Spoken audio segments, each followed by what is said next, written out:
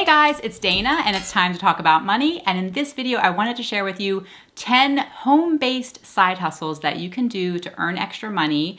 And the last two on the list are the two that I personally am doing and that I highly recommend. And then 5 that you may want to avoid.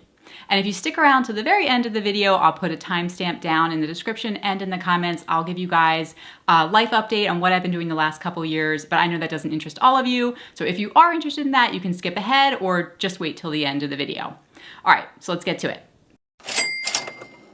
Okay, so if you're trying to get out of debt or you're just trying to reach a financial goal, you might be trying to earn extra money on the side. But if you're like me and you have young children or maybe you have a full-time day job like I do, maybe you don't have a lot of time to go outside the home. You want to do things that you can do at home while your kids are around, or you can do late at night, which is a lot of times what I often end up doing. So that way when the kids are asleep, you can go ahead and get online and try to make extra money doing these things. So first on the list is tutoring. Tutoring math or some other subject, something you don't even necessarily have to be that good in it, but if you're better than, say, elementary school children maybe, then it's definitely something that people may be willing to pay you to do in your home. They can come bring their kids to your house and you can provide tutoring services to them. I know my kids are always looking for extra math help, and they luckily have a grandma who used to be a math teacher, and so she's in very high demand. And also, like, even if you're really good at that subject, I have found that my kids are just not willing to take it from me. They want to hear it from someone else who's outside the family, even if it is a grandmother or an aunt. They behave much better with them and are much more willing to sit down with them, go over it and behave and be polite. Not that they're not polite with me, but you get what I'm saying. They usually take it better from somebody other than their parental figure. Along those same lines is if you speak another language, you could be a language coach. I watch Shauma NYC. I've seen a lot of his videos. I remember his video where he learned French and I think 12 hours. It was really, I really liked that video. I thought it was really interesting, but he used italki. So he went on to italki and there was a French language coach. He hired a whole bunch of different coaches throughout the 12-hour session that he was trying to learn the language. But if you go on to italki, then they do have some qualifications that you need to have in order to be with them. Also, they have like certain languages or clothes where they don't need coaches at the moment. But if you do speak another language, that might be something you want to kind of keep an eye on, especially if you have a teaching certificate, then you could definitely earn extra money being a language coach. And italki is one of the places where you could do that. You could sell on Facebook Marketplace. If you are good at rehabbing, renovating, sprucing up furniture, then you could go to yard sales. You could buy old beat up dressers or end tables, bring them home, sand them up, stain them, paint them, and then resell them, flip them on Facebook Marketplace. This is one that's been, you've probably heard of this one before, but maybe you haven't thought of it, but even not necessarily even just furniture, there could be other items that if you're good at going to yard sales and flea markets and finding hidden gems, you can pick things up. Even books, you can pick up really used books and maybe you could flip them onto Amazon. You know how on Amazon they sell those used books? Maybe you could sell them there. So if you're really good and you like shopping, you could pick stuff up and then bring it home, fix it up, and then people can come to your house and pick it up and pay you for those items. Music lessons. My children all play a musical instrument. 3 of them play the violin and 1 of them plays the cello. So there was a time when we were going to this woman's home and she was giving violin lessons within her living room. So we would go there. I would sit on the couch while they were doing lessons, and then when they were done their 30-minute lesson, we would leave and I'd obviously pay her. So if you have any ability with any musical instrument, there's certainly a whole bunch, or a band instrument. There's a lot of children in elementary school who are their parents are looking for someone to help give them a little bit extra lessons that they can kind of move their way through. And I know for my kids, they want to all become first violins versus second, so they're kind of all trying to improve their playing ability. So if you play a musical instrument, you can certainly offer musical lessons. Babysitting, so you could provide after-school care services for children. Pet sitting, and you might think, oh, this isn't in the house. That means I have to go to their house, but not necessarily. You could do some kind of pet sitting where the person might be going away and they're looking for some place for their dog or cat to stay, and then they can come and stay at your home. So if you don't have pets, or you have a pet that's really maybe elderly or more friendly, open to other animals, you could bring those pets into your home and be willing to watch them at your place. We did have a family member who did that, who would allow people to bring their dogs to their house house and they would watch them for the week while they were away on vacation or whatnot. So you can certainly offer your home and your services to pet sit other people's animals while they're away. Along those same lines is dog grooming or pet or cat grooming, if you can do it. But you could offer grooming services for pets within your home. I know that we have a family member with a Chihuahua, and she brings her Chihuahua to someone's home in the neighborhood, and they clip the dog's nails because, you know, this person's a little bit uncomfortable clipping their Chihuahua's nails. So they go to this person's home who is a groomer on the side, and then the dog goes in, gets nails clipped, and then comes out. And so I'm trying to think what they charge for that. But if you can do it, if you don't have any problem clipping nails or washing dogs, or maybe you've got clippers and you can, you know, do the whole lion mane look, then you could certainly offer dog grooming services. Next on the list, which I had to include, was YouTube. I would caution it's not necessarily going to make you a ton of money, especially in the beginning, unless you happen to hit on a really good niche or video and you get a viral video. You know, obviously it takes a while to also get monetized on YouTube, but you certainly could join YouTube. And also as part of YouTube, it's not just the monetization, it's affiliate marketing. So a lot of YouTubers will do this, and what you do is you sign up with a particular company and you get a commission anytime somebody purchased those products. So for example, I'll show you Grow For Me Gardening. Eric and Christopher are really amazing and I enjoy their channel so much, but they just recently did a video where they were talking about gardening products that they recommend. And if you look in the description of this video, you can see that they have a link that will take you over to the website to purchase these products. But if you look at the end of the URL, you can see their channel name there. So once you click over into that website, any products that you buy there, they will receive a commission. It doesn't charge anything extra to the person who clicked over there, but it will provide a commission to Christopher and Eric from Grow For Me Gardening. So if you do have a YouTube channel, you can make videos talking about whatever niche or products within the niche that you're talking about, whether it's fishing, gardening, making YouTube videos, maybe you have camera equipment that you're recommending or that you like to review. Next on the list is video editor. Maybe you don't want to be the YouTuber, but you're really good at editing. Then you could provide your services to edit videos for content creators online. Also, you know, or you could do this with written work. If you're very good at grammar and the English language, then maybe people are, you know, looking to publish books, and you could provide a service to go ahead in and do, you know, editing or read-throughs of their manuscript. Speaking of manuscripts, you could decide to self-publish your own book. Maybe you have some kind of story within you that you want to write, then you could go ahead and get started writing. Just open up Word if you have Microsoft Word and just start writing. There's a ton of really excellent YouTube channels out there talking about how to develop your plot, how to develop your characters.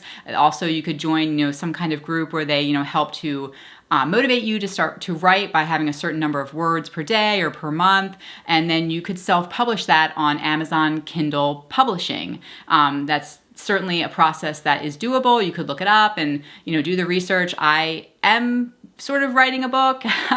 I started, I'm 20,000 words in, and I need to get back to it, but that's something that it's on one of my bucket lists of something that I want to do. And lastly, you could do print on demand.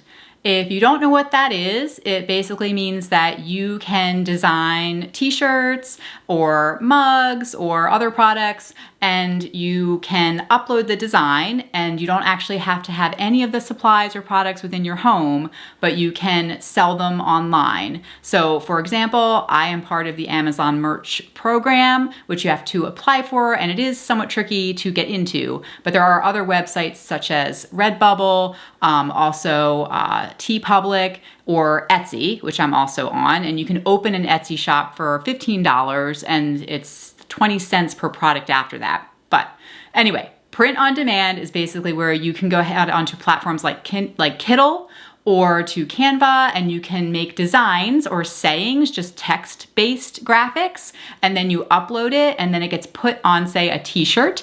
And then, say, for example, Amazon merch, if someone buys that t-shirt that has your design on it, then you earn a commission, say $2, $3, $4 per sale. So then you get that money. You don't have to have any products in your home. And it's kind of a really excellent means of sort of somewhat passive income. It's not passive, of course. You have to make the designs and you have to upload them and you have to know a thing or two about making sure that you're not violating any copyright or trademark, and you don't want to make any of those infringements on your account. But with Etsy, you can create an Etsy account and you can use services such as Printful or Printify, where you upload your design to Printful, and then Printful will actually create and mail that t-shirt to your customer who ordered it from Etsy.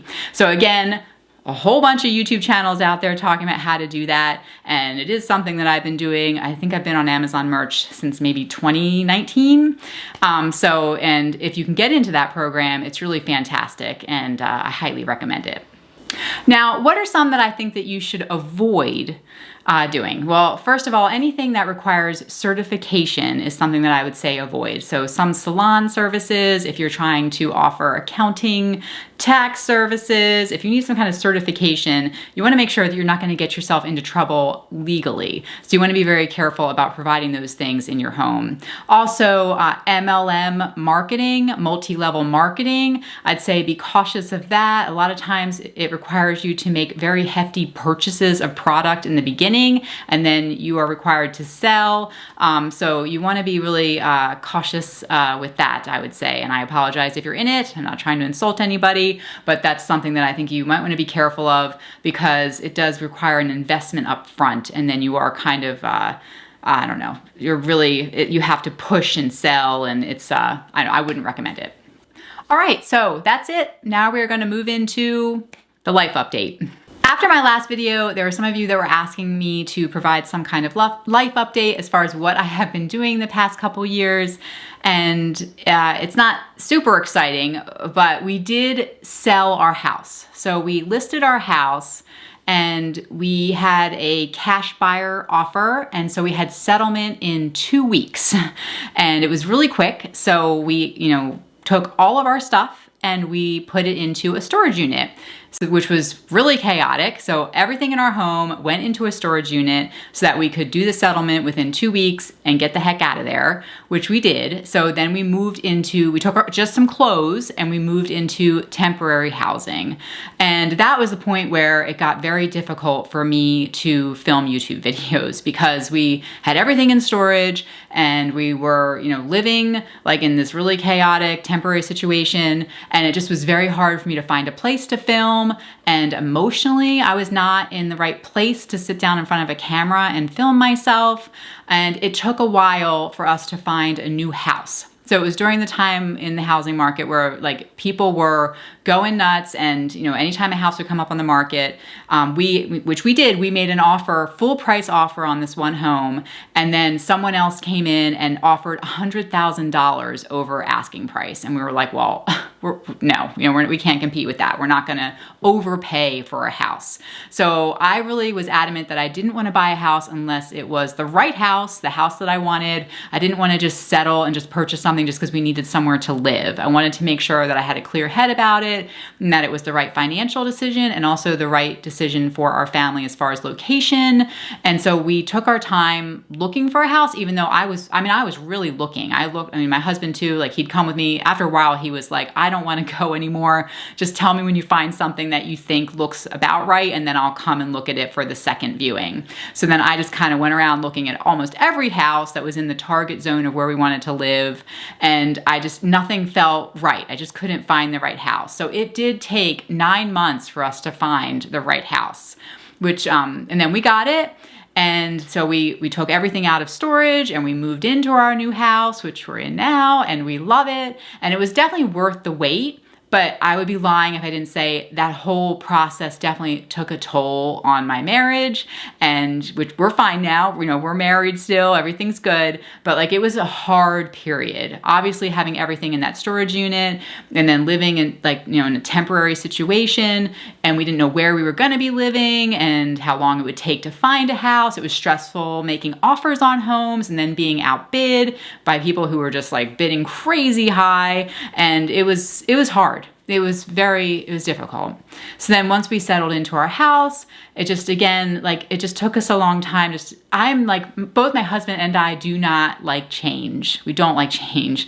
And so we knew this was a change we wanted, but getting into the new house, it did take a while. Like I still felt homesick for a house that I didn't want to be in anymore for various reasons. And I just felt like, oh my gosh, like when am I going to feel like I'm at home in this new house? Which, you know, like I said, I wanted this house. This is the right house. It's the right size for our family. It's close to everything we wanted to be close to. And I'm incredibly grateful. We actually did get the house by making, you know, a full price or over, you know, asking price offer before they even listed the house. We got incredibly lucky, and because I found out that it was going to be going up for sale, but if it hadn't been for that, I don't think we would have gotten it. And it just took me a while. And then, as you know, after that, I've just been working. You know, I do still work in my corporate job. I had a couple really fantastic, you know, bump ups in that job, but also that means I've been very, you know, they need more of my time. So I've been more involved at work. And so that was sort of consuming me for a while. And it just was difficult to come back to YouTube. I felt like I wasn't quite in the right space. Like I just was, and I also felt like after a time away, even that 9 months, it is really hard. And I never said I'm not coming back. Because, and people were like, why didn't you put something up on the community tab and say something? Why didn't you say like, you know, because I didn't want to say I'm taking a break, because I thought, well, maybe I'll be back next week. Like I'll be back. Like I just felt like I didn't want to commit, because that made me want to cry to like say like I'm not coming back, or to say like, oh, I'm taking a break. Because then I felt like, oh my God, I'm just never going to come back then if I verbalized that.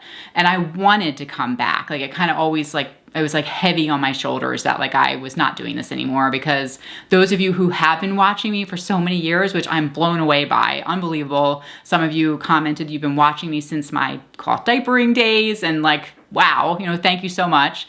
But like I said, I just do love this, and this is something that's always been a part of me, and I felt really bad that it just kind of fell away and out of my life.